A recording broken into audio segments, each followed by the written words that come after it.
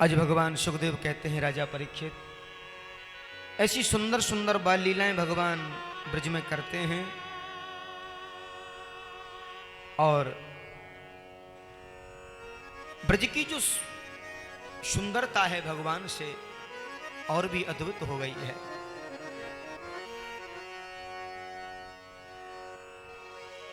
ब्रह्मा का जो अभिमान था वो चूर चूर हो गया। लखी जिन लाल की मुस्कान, लखी जिन लाल की मुस्कान। कहते हैं जीव जब छोटा बन करके जाता है ना भगवान के श्री चरणों में, तो दुनिया का जो सौंदर्य है वो फीका लगने लगता है। दुनिया का जो सौंदर्य है, लखी जिन लाल की मुस्कान, ताहि बिसरी वेद विधि, जप योग संयम दान। नेम व्रत आचार पूजा पाठ गीता ज्ञान, रसिक भागवत भक्त बस द्रगदई, अस खेच के मुख म्यान। लखी जिन लाल की मुस्कान, लखी जिन लाल की मुस्कान। कैसा सुंदर भाव है ये। और ब्रज का जो भाव है बड़ा पवित्र भाव है। कल हम सब ने मिलकर जो गिरिराज पूजा की, उसमें देवराज इंद्र रुष्ट हो गए, घनघोर बारिश की आदि आदि कथाएं वर्णन आया है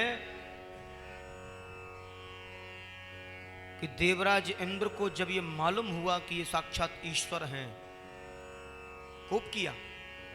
इंद्र भी भ्रम में थे। इंद्र को तो माफ किया लेकिन ब्रह्मा को नहीं किया। इंद्र ने जो कोप किया उससे समस्त ब्रज परिकर भगवान के समीप रहे 7 दिन 7 रात्रि। उनके कोप में अंतर है। उन्होंने अपराध किया तो भगवान बिल्कुल समीप रहे 7 दिन 7 रात्रि और सबने मिलकर के दिव्य अनुष्ठान किया है। देखिए ये सौभाग्य है। शायद हम अन्य किसी विषय को लेकर के चाहते तो हम 7 दिन तक एकत्रित नहीं हो पाते। श्रीमद् भागवत की कृपा है ना, सब लोग बड़े भाव से, बड़ी श्रद्धा से, बड़े नियम से, अनुष्ठात्मक भाव से कथा श्रवण कर रहे हैं, तो ये भगवत कृपा है। और ऐसा तभी संभव हुआ है जब श्रीमद् भागवत का आश्रय लिया है। और श्रीमद् भागवत कोई साधारण तो है नहीं। श्रीमद् भागवताक्षु अप्रत्यक्ष श्री कृष्ण एवं ही, यह तो साक्षात भगवान का श्री विग्रह स्वरूप है।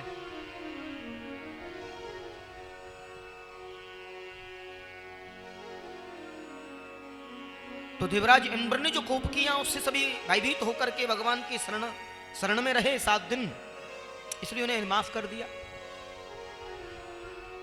और प्रकट होकर के भोग पाया स्वयं गिरिराज धरण ने, श्री गिरधारी भगवान ने। देवराज आए, लौठा बाबा से वार्ता हुई, प्रणाम हुआ, पूछा मुझे मिलना है श्री हरि से। बोले राजा के भाव से जाओगे तो बिल्कुल नहीं मिल पाओगे, दास के भाव से जाओगे तो निश्चित मिलन हो जाए। और परमात्मा के धाम में जाने से पूर्व हमें दास का भाव होना चाहिए, सेवक का भाव होना चाहिए। कामधेनु गाय को बुलाया दुग्ध वर्षण करने वाली, क्यों? क्योंकि भगवान को गौ प्रिय है। और जैसे भगवान ने देवराज इंद्र को आते भय देखो, क्योंकि बरसने वाला जल कहां चला गया, ये सब उन्होंने दृश्य देखा ना कि ब्रज में धूल उड़ रही है, ऐसा कैसा हो सकता है? बोले बताया कोई साधारण बालक नहीं है, वो तो साक्षात ईश्वर का रूप है। इंद्र बोले अगर ऐसा है तो मैं दर्शन करने जरूर जाऊंगा। और देवराज आए हैं कि अनन्य ममता विष्णु ममता,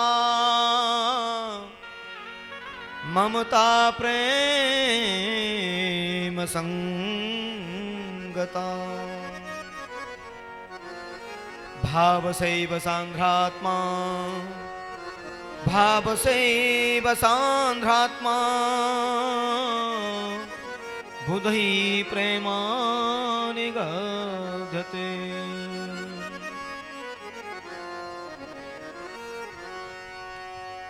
आज ऐसा मन में भाव जगा है और देवराज आए हैं।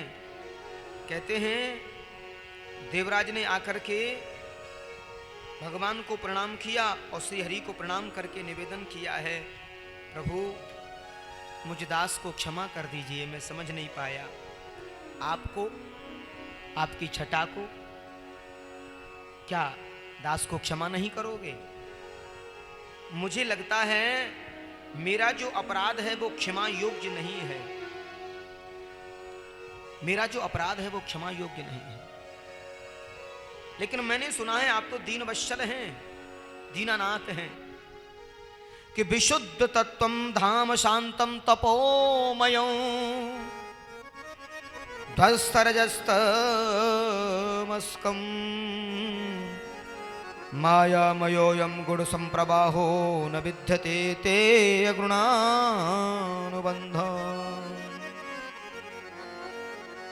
हे मेरे पिता, हे परम पिता,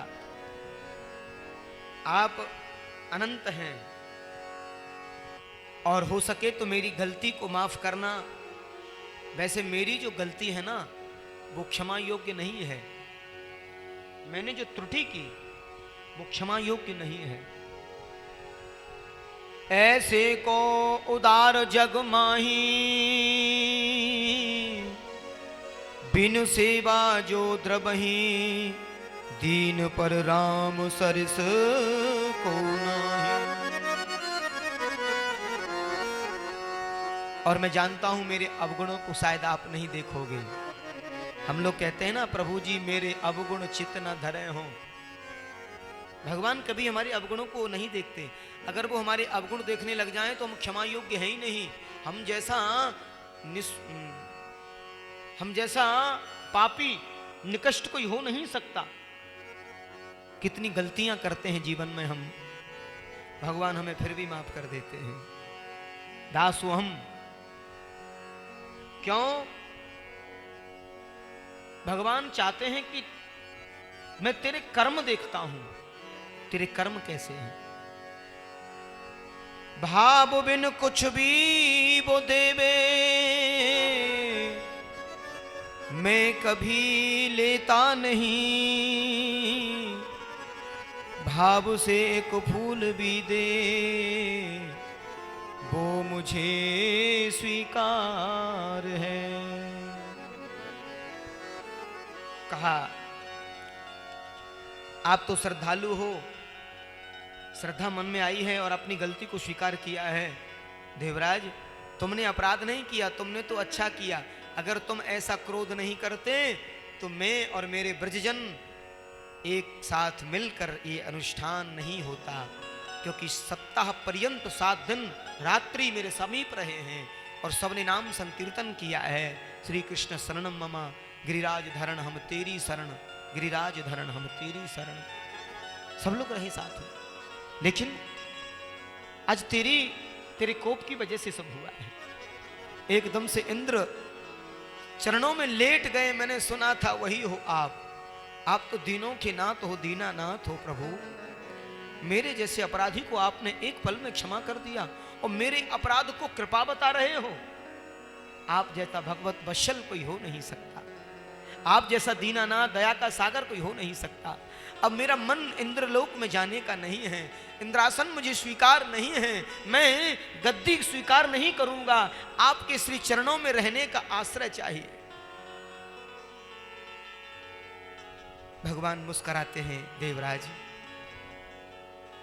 क्या चाहते हो? बोले मैं श्री गिरिराज वास चाहता हूं, श्री गोवर्धन वास चाहता हूं। हाँ, छटा तेरी 3 लोक सोन्यारी है। गोवर्धन महाराज, गोवर्धन महाराज हमारे, गोवर्धन महाराज। ताली शिव सभी गिरिराज की शरण महाराज हमारे गोवर्धन महाराज गोवर्धन महाराज हमारे गोवर्धन महाराज छटा तेरी जय हो छटा तेरी छटा तेरी तीन लोक से न्यारी है गोवर्धन महाराज छटा तेरी तीन लोक से न्यारी है गोवर्धन महाराज गिरिराज महाराज की जय हो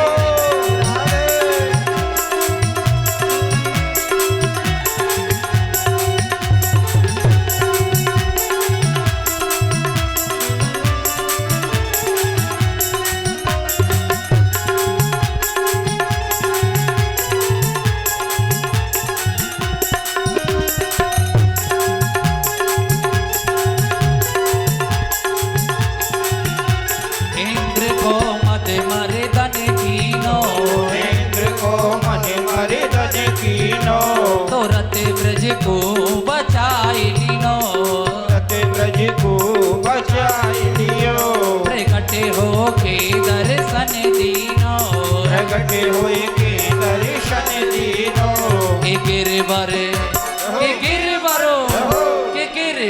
रूप धरो गिरधारी है गोवर्धन महाराज तेरी तीन लोक से न्यारी है गोवर्धन महाराज गोवर्धन महाराज हमारे गोवर्धन महाराज गोवर्धन महाराज हमारे गोवर्धन महाराज छटा तेरी तेरी तीन लोक से न्यारी है गोवर्धन महाराज तेरी तीन लोक से न्यारी है गोवर्धन महाराज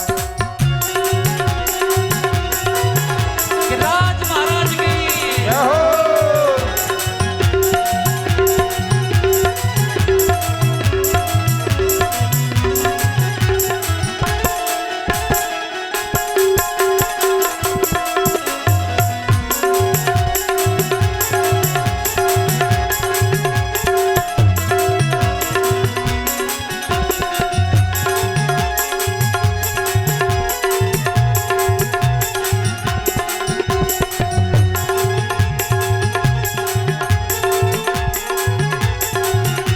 ग्राम आन्योर कोंडे गोविंद आवे आनोर कोंड गोविंद सरोवर चंद्र भरो से छंद सरोवर तट भरो से छंद पहुंचरी को लौटा है निर्द्वंद मोचिरी को लोटा है निर्द्वंद निकट ही जति पुरा सुखकारी है गोवर्धन महाराज तेरी तीन लोक से न्यारी है गोवर्धन महाराज राज महाराज की जय हो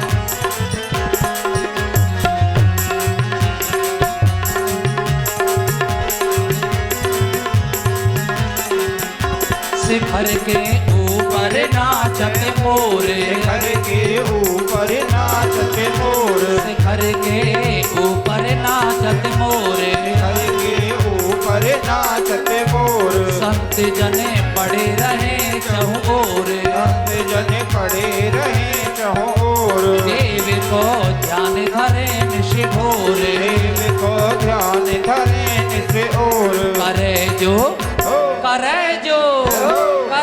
जो सब ब्रज की रखवाली है गोवर्धन महाराज तेरी तीन लोक से न्यारी है गोवर्धन महाराज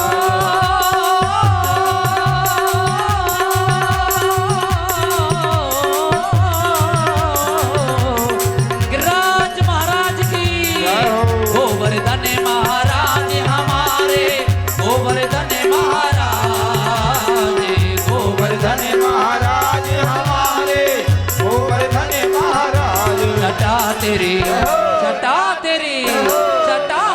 तीन लोक से न्यारी है गोवर्धन महाराज राधे। तीन लोक से न्यारी है गोवर्धन महाराज।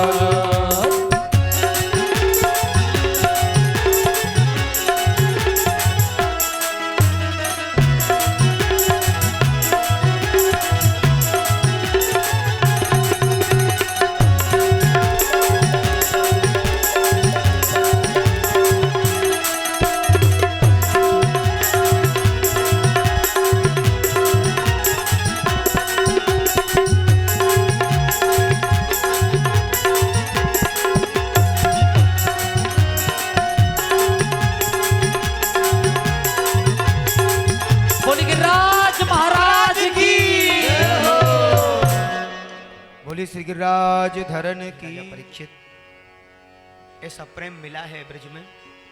ब्रज तो प्रेम का ही प्रतीक है, और परमात्मा को अगर पाना है तो प्रेम से पाना है, और जन जन को भी अगर अपना बनाना है तो प्रेम से ही बनाना है। कोई कितना भी पढ़ा लिखा व्यक्ति हो, कितना भी उच्च पदस्थ हो, जब तक उसके जीवन में प्रेम नहीं है तब तक उसका जीवन अधूरा है। रूखा ज्ञानी जो होता है ना, वो भवसागर से पार नहीं हो सकता। रूखा ज्ञानी, ज्ञानी को चाहिए रसिक होना, ज्ञानी को चाहिए भावुक होना, प्रेमी होना। पाती पढ़ पढ़ जगत सब पंडित हुआ न कोय, ढाई आखर प्रेम का पढ़ई सो पंडित होय। जब तक प्रेम शब्द को नहीं जानोगे तब तक प्रभु को नहीं जान पाओगे। हाँ, एक बार प्रेम से बोलिए राधे राधे। राधे राधे।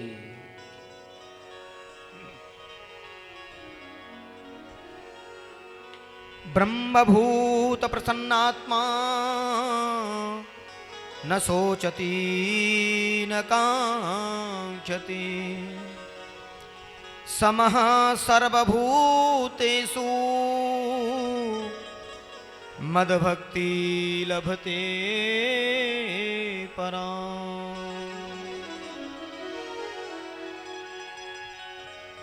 भगवान गीता में वर्णन करते हैं, प्राणी जब ज्ञान की परिणति पर पहुंच जाता है और मेरी पराभक्ति जब प्राप्त कर लेता है, तो भक्ति दो प्रकार की है। प्रारंभिक भक्ति जिसे सकाम भक्ति कहते हैं, और एक है निष्काम भाव भक्ति। प्रारंभिक भक्ति में जब प्रवेश करता है, उसके माध्यम से प्रभु का स्तवन करता है और भक्ति की अंतिम स्थिति पर जाता है और ज्ञान प्राप्त होता है, और मार्ग पर चलते चलते अंतिम सिद्धि पर पहुंच जाता है। अंतिम सिद्धि पर जब पहुंचता है जीव, तो उसे मद भक्ति प्राप्त होती है।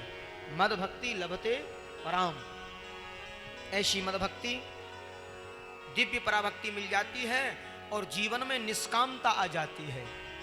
निष्कामता मतलब जो प्राप्त है वही पर्याप्त है। हाँ, जो प्राप्त है वही पर्याप्त है। अंतर हृदय में जब ये संतुष्टि आ जाती है तो हम मद भक्ति के अधिकारी हो जाते हैं, सर्वोत्तम भक्त बन जाते हैं। चैतन्य देव जी ने नारद भक्ति सूत्र में बड़ा सुंदर वर्णन किया है कि भुक्ति मुक्ति स्पृहायवत पिशाच हृदय वर्तते,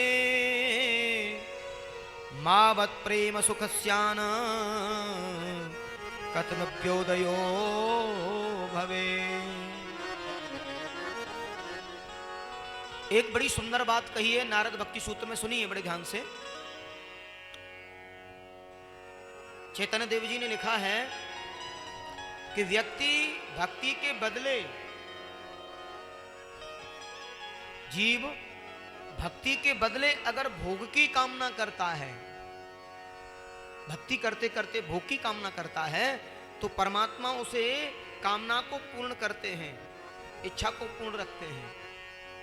लेकिन ये निश्चित है, ये कन्फर्म है कि हमारी वो भक्ति श्रेष्ठ नहीं हो सकती। भक्ति के बदले अगर भोग की कामना है तो हमारी भक्ति श्रेष्ठ नहीं है।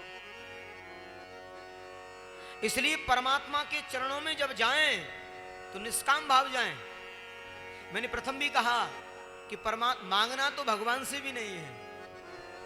कुछ लोग कहते हैं दुनिया से क्या मांगना, उससे मांगिए। नहीं, एक बात बताइए, एक संसारी पिता अपने बच्चे का कितना ख्याल करते हैं? एक संसारी पिता अपने बच्चे का कितना ख्याल करते हैं? संसारी जो पिता होते हैं वो उसके जीवन के आने वाले समय के बारे में पूरा ध्यान रखते हैं। इस पर वस्त्र नहीं है, इसकी पढ़ाई कैसी होनी है, इसको क्या खिलाना है, आगे इसके जीवन की व्यवस्था कैसे देखनी है, कहीं इसको कोई त्रुटि ना हो जाए, इसको कोई समस्या ना आ जाए। एक सांसारिक पिता जब अपने बच्चे का इतना ख्याल रखता है तो ये तो परम पिता परमात्मा है। क्या इन्हें अपने इस संतान की कोई चिंता नहीं है? परम पिता परमात्मा को हमारी चिंता है। क्यों? क्योंकि जब दूध नहीं तब दांत दिए। बच्चे का जब जन्म होता है, क्या जन्म लेते ही कमाने लग जाता है? वो जन्म लेते ही तो नहीं कमाता, लेकिन उसके जीने का सहारा उसकी माँ के स्तनों में पहले ही दूध आ जाता है। बच्चा जन्म बाद में लेता है, माँ के स्तनों में पहले दूध आता है। ये प्रमाण है। क्यों? क्या ये व्यवस्था परमात्मा की नहीं है? अरे ये भी तो परमात्मा की व्यवस्था है, क्योंकि उनको मालूम है ये जन्म लेते ही कमाने वाला नहीं है, जन्म लेते ही परिश्रम नहीं करेगा, इसके भरण पोषण की व्यवस्था भी मुझे करनी है। तो जब दांत नहीं तब दूध दियो, अब दांत दिए कछु और भी देगो, अब दांत दिए कछु और भी देगो। वास्तव में जब व्यक्ति बड़ा हो जाता है ना तो उसकी परमात्मा व्यवस्था भी स्वयं करते हैं। हाँ, जीव को कर्म का अधिकारी बताया है। कर्मणिया बाधिकारस्ते मां फलेषु कदाचन।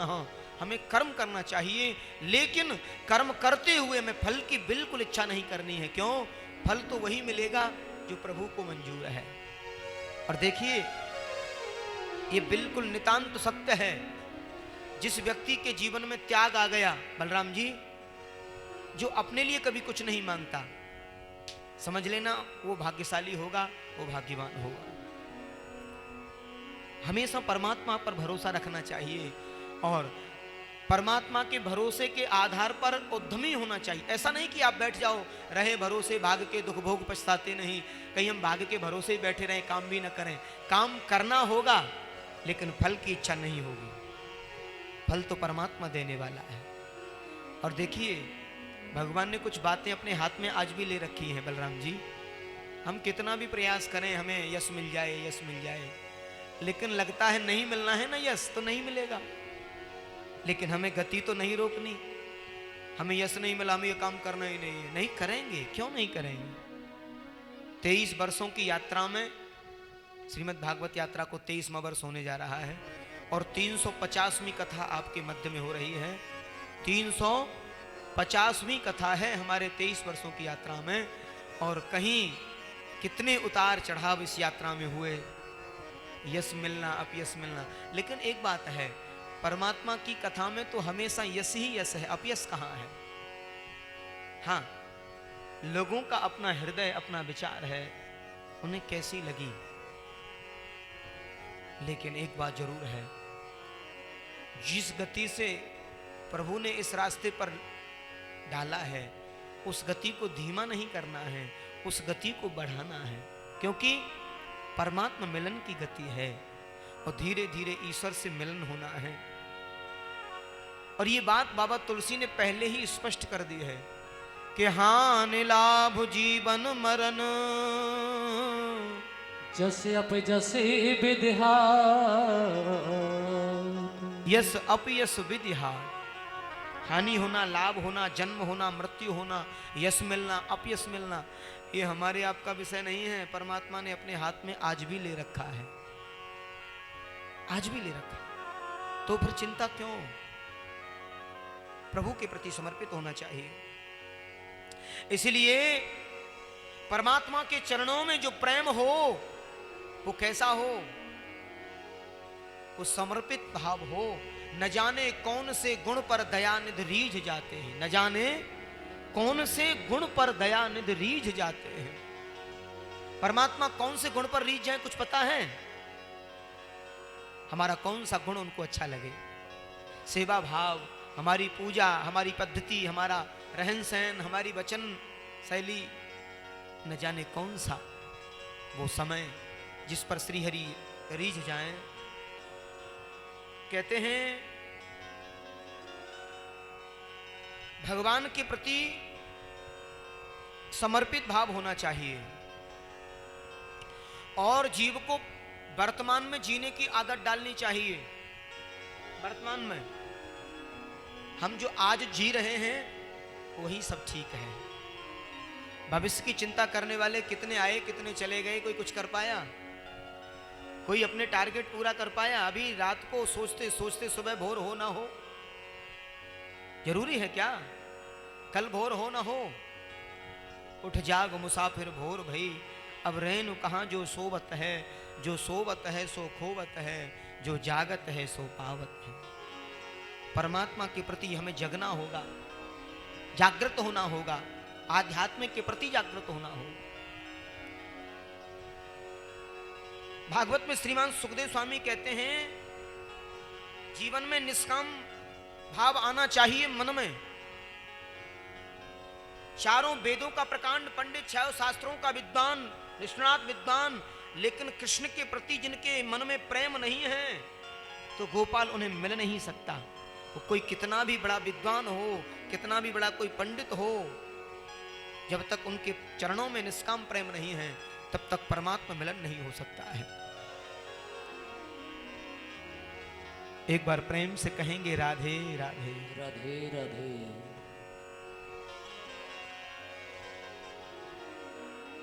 इसका प्रत्यक्ष उदाहरण है। एक बार भगवान कृष्ण बलराम ब्रज परिकर के साथ ग्वालों के साथ गैया चराते चराते दूर निकल गए और मथुरा के समीप पहुंचे हैं, जहां विश्राम घाट पर यमुना के किनारे चारों वेदों के प्रकांड विद्वान ब्राह्मण, चतुर्वेदी ब्राह्मण, हमारे ब्राह्मणों में चतुर्वेदी भी होते हैं, त्रिवेदी चतुर्वेदी, तो यमुना के किनारे किनारे पर चतुर्वेदी ब्राह्मण है आज भी। चारों वेदों के बड़े ज्ञाता,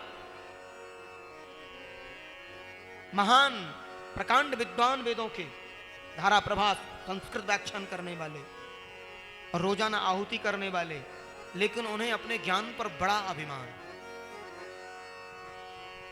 एक दिन भगवान कृष्ण अपने ब्रज परिकर से कहने लगे, भैया हम वृंदावन से बहुत दूर निकल के आ गए हैं और हमारी मैया ने जल्दी जल्दी में ध्यान नहीं दिया, हमारा जो भोजन था ना वो रखा नहीं, इसलिए मुझे बड़ी जोर से भूख लग रही है।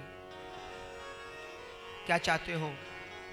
बोले यहां से थोड़ी दूर पर यमुना का किनारा है, विश्राम घाट है और वहां के चतुर्वेदी ब्राह्मण जो हैं वो यज्ञ कर रहे होंगे, समझ लेना उन्हीं का घर है, वहीं उनके यहां जाना और बताना कि कृष्ण बलराम आए हैं तो वहां से भोजन मिल जाएगा, प्रसाद मिल जाएगा।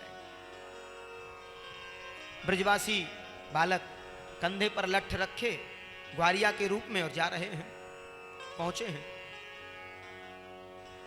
लेकिन एक बात बड़ी विचित्र होती है, जैसे ही उन चतुर्वेदी ब्राह्मणों के पास में वो बालक पहुंचे, बड़े ध्यान से सुने, वो आहुति चाट डाल रहे थे और ग्वारिया ऐसे अंगोछा ऐसे चढ़ा हुआ, कंधे पर लठ, पैर ब्रजरज में बिगड़े हुए, माथे ऐसे मूंड पर मुड़ासा बंधा हुआ अचला से, ग्वारिया तो ग्वारिया।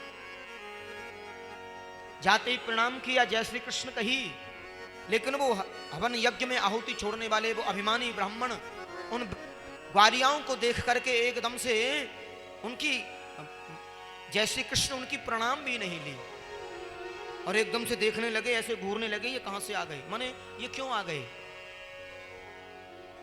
दूर से इशारा करने लगे, कहां से आए हो? बोले नहीं, इशारे में पूछ रहा है, विमान में। मनी मन विचार करने लगे, न जाने कहां से आ गए ये गांव के कुर्रू, कहां से चले आए। हाथ जोड़ के पूछा, महाराज हमारे कृष्ण बलराम यहां से कुछ दूरी पर आए हैं, कदम की छैया में बैठे हैं, उन्हें बड़ी जोर से भूख लग रही है, कुछ भोजन के ताई हो तो दे दो। मना कर दी। कहां से चले आते हैं मांगने के लिए। इशारा किया, अभिमान में इशारा किया, और ब्रजवासी एकदम रोक नहीं पाए आवेश को और लौट के गए कन्हैया के पास में। कन्हैया ने कहा ले आए भोजन। ब्रजवासी क्रोध में बोले लाए तेरे लिए 2 अंगार, खावे गो। क्या हो गया? बोले ऐसी जगह दोबारा मत भेजना। हाँ, स्वाभिमान हम भी रखते हैं। कन्हैया, उन ब्राह्मणों ने इतना अपराध किया है, इतनी गलती की, हमारी जय श्री कृष्णा भी नहीं ली, प्रणाम भी नहीं लिया, और जब ना और कहा तो हमें इशारा करके भगा दिया, भाग जाओ यहाँ, जाओ यहाँ से, कहां से चले आए, अब नहीं जाएंगे कभी ऐसी जगह। भगवान मुस्कुराने लगे, तुम उनके पास में गए क्यों? क्यों गए? तुम्हें उनके घरों में जाना था, उनकी जो पत्नियां हैं उनके पास जाते और फिर देखते मिलता कि नहीं मिलता। पुरुषों की अपेक्षा माताओं का हृदय कुछ कोमल होता है। ब्रजवासियों, आप जाओ।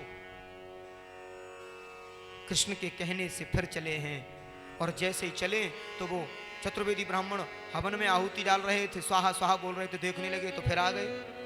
अभी भेजा था, भगाया था, ये तो फिर आ गए। उठ सकते नहीं, बोल सकते नहीं, और सीधे जा रहे हैं घरों की ओर। हाँ, और घरों के दरवाजे पर वो ब्राह्मण पत्नियां बैठी हैं, और जैसे ही कहा माँ जी प्रणाम, आशीर्वाद। कहां से आए हो बेटा? मैया, यहां से थोड़ी दूर पर कृष्ण बलराम आए भये हैं और आपके हाथ का भोजन चाहते हैं, उन्हें बड़ी जोर से भूख लगी है। और जैसे ही ब्राह्मण पत्नियों ने सुना कि भगवान बैठे हुए हैं और हमारे हाथ से प्रसादी मांग रहे हैं, एकदम हृदय को पकड़ लिया। हम धन्य हो गई, हम कृत्य हो गई, आज श्री हरि ने हमारे हाथ का भोजन मांगा है। अभी बस बनाए, बस थोड़ा सा विराजिए बेटा, और हम अभी चले। उन ब्राह्मण पत्नियों ने सुंदर सुंदर भोग बनाए और रख करके ले चली हैं। ब्रजवासी बोले तुम्हारे पतिदेव बैठे रास्ते में देखेंगे तो चिल्लाएंगे नहीं? उन्होंने कहा वो सब इंतजाम हम कर लेंगे, ऐसा परम सौभाग्य मिला है, वो सब दोबारा मिले न मिले। हाँ, ऐसे पर्दा किया और साइड से ऐसे पर्दा कर लिया घूंघट से, और पतिदेव देखते रह गए, सारा करते रह गए, कहाँ जा रही हो, कहाँ जा रही हो, अरे इनके पीछे कहाँ जा रही हो? उठ सकते नहीं, बोल सकते नहीं यज्ञ से। और सीधी वो ब्राह्मण पत्नियां आई हैं और भगवान के पास में पहुंची हैं। संत जन कहते हैं जैसे ही श्री राधा रमन लाल जी को देखा, श्याम वर्ण की क्रांति है और श्वेत वर्ण है श्री बलराम जी, दाऊ दादा, कृष्ण बलराम दोनों को देखो है।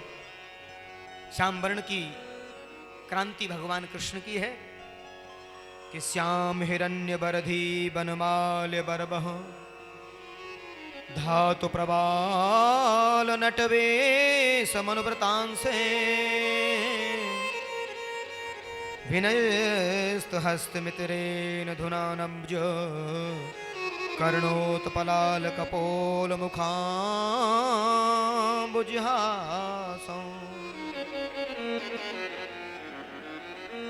श्याम वर्ण की क्रांति भगवान कृष्ण की है और गौर वर्ण की भगवान कृष्ण हैं। गौर श्री बलराम जी और श्याम श्री कृष्ण जी, दोनों की क्रांति।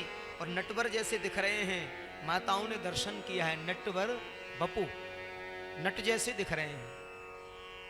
हाँ,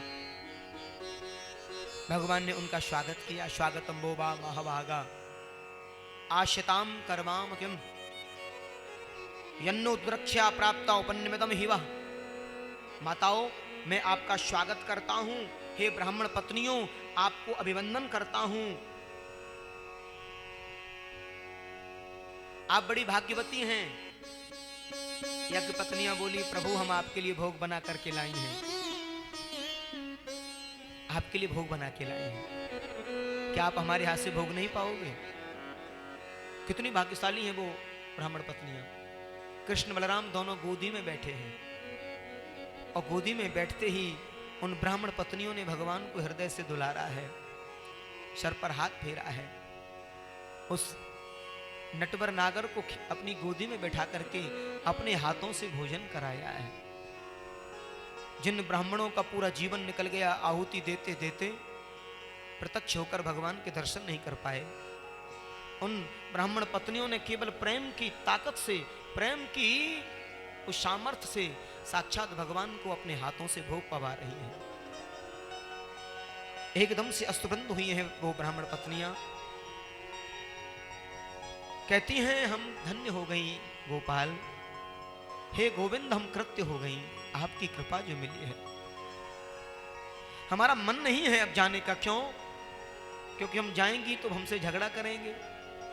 हाँ गोविंद, आपके प्रेम के नाते, क्यों? क्योंकि यज्ञ के भोक्ता तो आप ही हो सके तो हमारे पतियों को माफ कर देना गोपाल। वो ज्ञानी तो बहुत हैं, प्रकांड ज्ञाता हैं, लेकिन गोपाल उनके हृदय में प्रेम नहीं है, इसीलिए वो आपकी सेवा से वंचित हुए हैं, इसीलिए सेवा से वंचित। गोपाल ऐसी कुछ कृपा कर दो, हम जाएं, उनके विचार बदल जाएं, वो बदल जाएं। कृष्ण प्रेम में वो सामर्थ्य है, पतियों के विचार बदल जाते हैं, उनकी दशा और दिशा दोनों बदल जाते हैं। बाबा तुलसी कहते हैं आप चिंता क्यों कर रही हो, जा पर कृपा राम की होई, ता पर कृपा करे सबे को। तात्पर्य ये हुआ जैसे गई,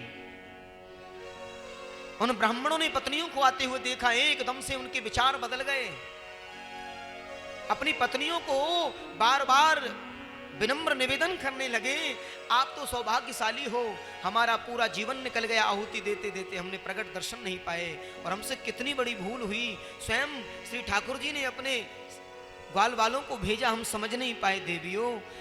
आज वो ब्राह्मण पत्नियां कहती हैं आप नहीं सही तो हम ही सही, क्यों?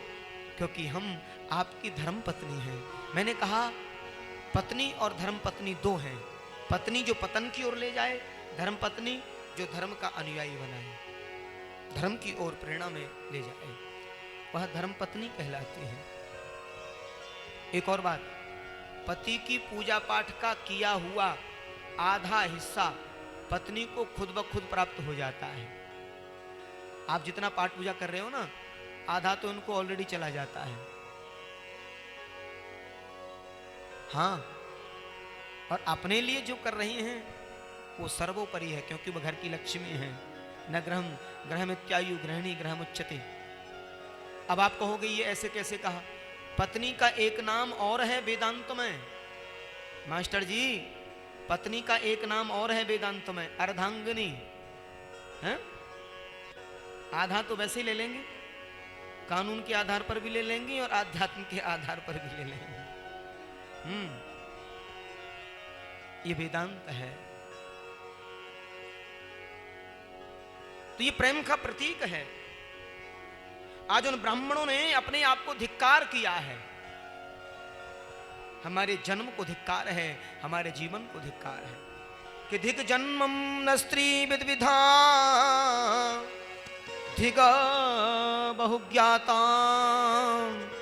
धिग कुलम धिग क्रियादाक्ष विमुखा ये त्वदोक्षजे।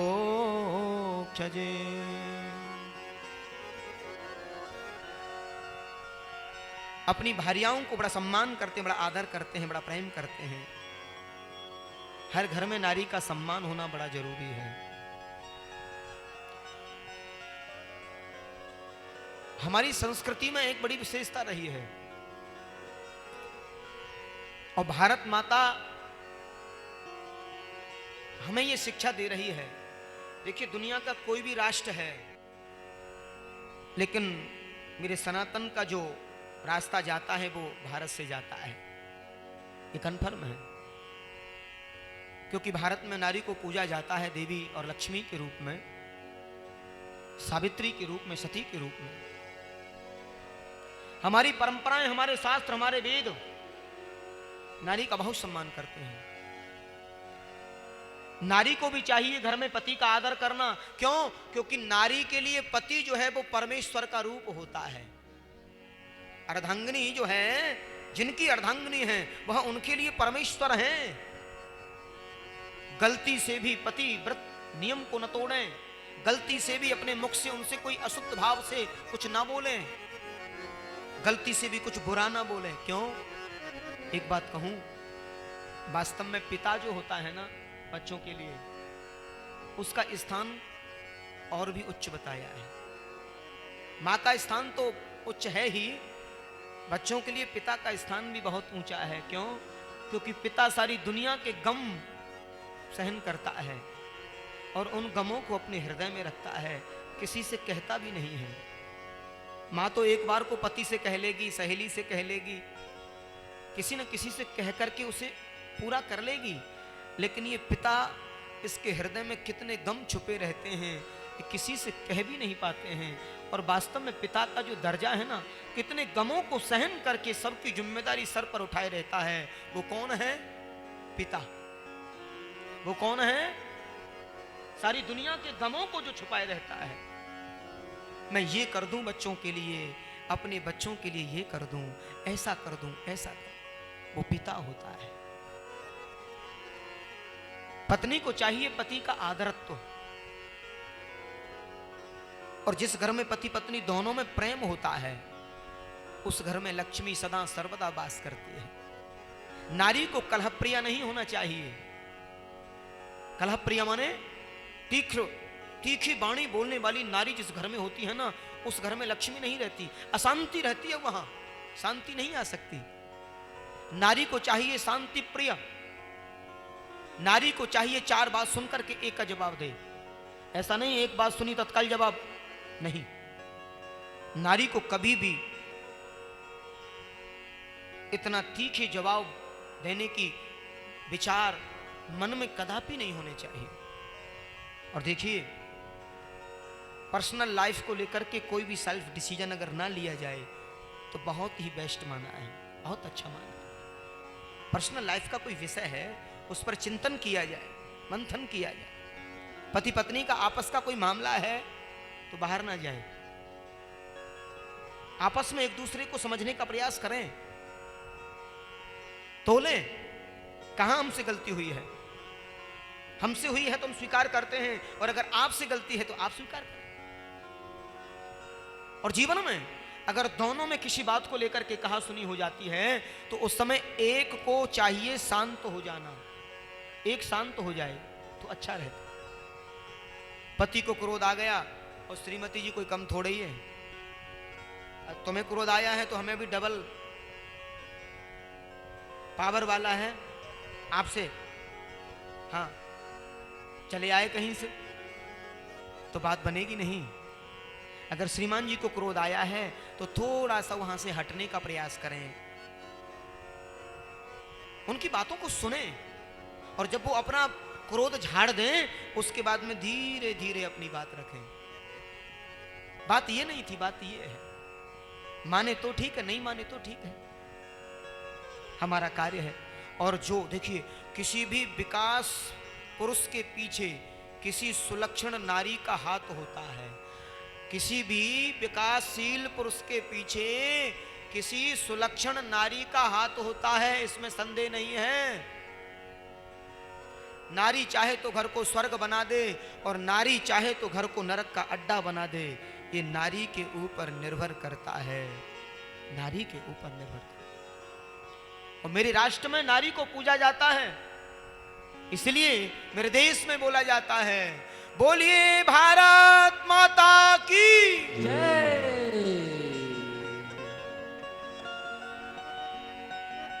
कैसा है मेरा देश? जहां डाल डाल पर,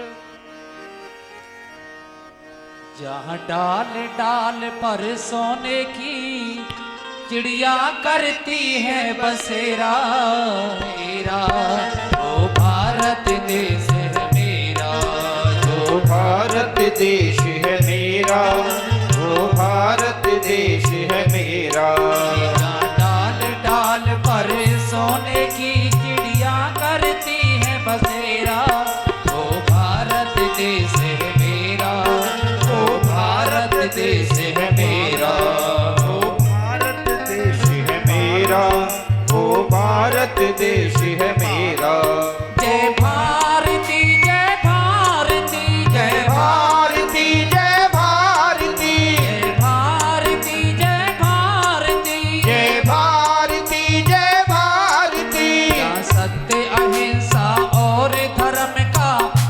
आग लगता डेरा।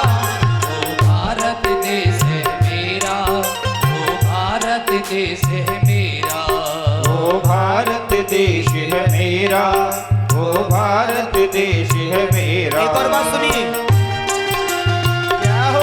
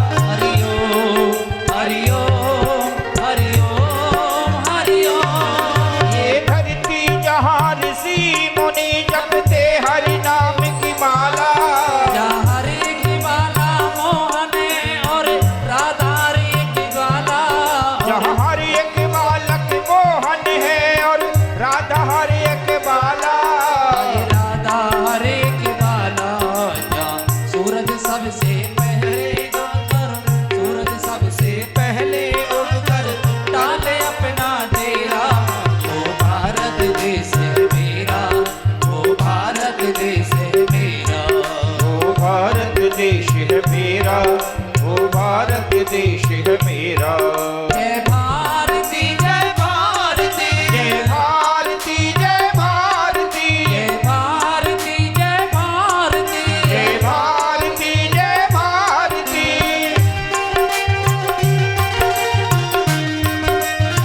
जय हो हे हरि।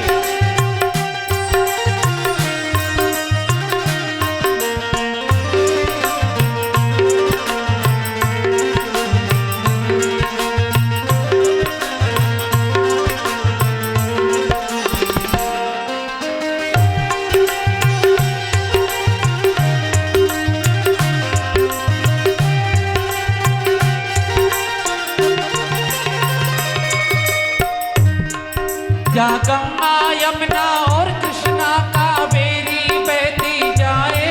हरिओम हरिओम हरिओम हरिओम। जहाँ गंगा यमुना कृष्णा और कावेरी बहती जाए। जहाँ उत्तर दक्षिण पूरब पश्चिम को आजाद पिलाए, को आजाद पिलाए। कई फल और फूलों जादाए, समय पे फूल बिखेरा। वो भारत देश है मेरा, वो भारत देश है मेरा। जहाँ डाल डाल पर सोने की चिड़िया करती है बसेरा, वह भारत देश है मेरा, वो भारत देश है मेरा। अलबेलों की इस धरती के त्योहार भी हैं अलबेले। अंग्रेजों की इस धरती के त्योहार भी हैं अलबेले। कहीं दिवाली की जगमग है, होली के कहीं है मेले, और होली के कहीं है मेले। जहाँ रंग बिरंगे और उसी में रंग बिरंगे और खुशी है चारों ओर घेरा। वो भारत देश है मेरा, वो भारत देश है मेरा। डाल डाल पर सोने की